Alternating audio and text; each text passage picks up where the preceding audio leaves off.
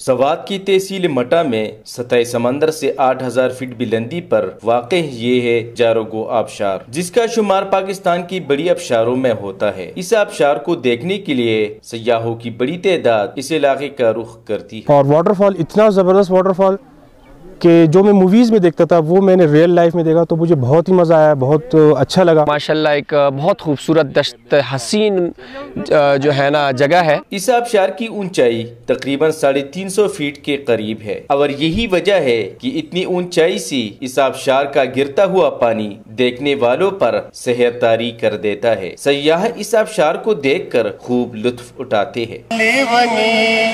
मौसम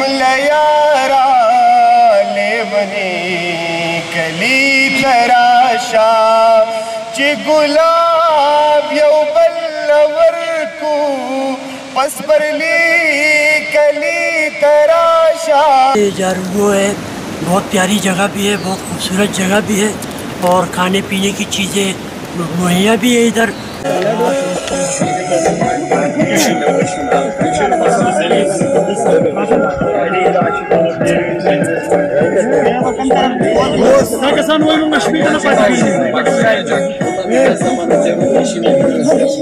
जारोगो आबशार को अगर एक तरफ सवात की सबसे बड़ी आबशार होने का एजाज हासिल है, तो दूसरी तरफ ये आबशार सवात की खूबसूरत तरीन आबशारों में से एक है। सलीम अतर, दुनिया न्यूज़, जारोगो आबशार, मटा, सवात।